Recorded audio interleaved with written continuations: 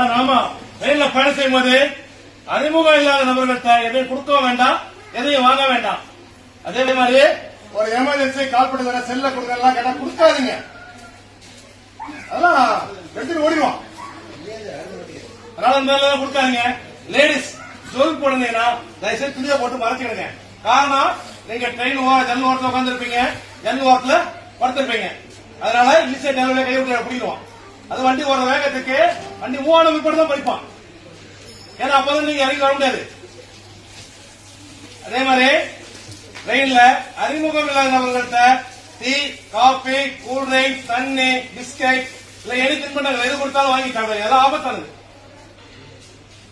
அதே மாதிரி லேப்டாப் இது வந்து 100% உண்மை. ரயில்வே ஸ்டேஷன்ல லேப்டாப் யூஸ் பண்ணீங்கன்னா தயவு செய்து மேல மாட்டி வைக்காதீங்க. ஏன்னா உங்களை வாட்ச் பண்ணுவோம். நான் நிறைய விஷயங்கள் நிறைய பார்த்திருக்கேன். அந்த மாதிரி அதுக்காக தான் சொல்றேன். லேப்டாப் ரயில்வே ஸ்டேஷன் யூஸ் பண்ணிட்டீங்கன்னா கையில வச்சுங்க, மடியில வச்சுங்க, தலையில வச்சுங்க. தயவு செய்து மாட்டி வைக்காதீங்க, அடிச்சுவோம்.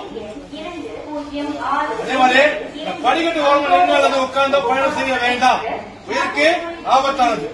அதே மாதிரி லக்கேஜ் கூடுதல் கவுண்ட் பண்ணுங்க. 5 லக்கேஜ் 6 லக்கேஜ் ஏற்றும் போது கவுண்ட் பண்ணுங்க, இறக்கும் போது கவுண்ட் பண்ணுங்க.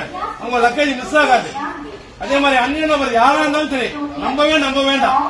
இதை கொஞ்சம் உபயோக பண்ணீங்கன்னா உங்க ஜேர்னி வந்து ஹாப்பியா இருக்கும். சரிங்களா? நன்றி, வணக்கம்.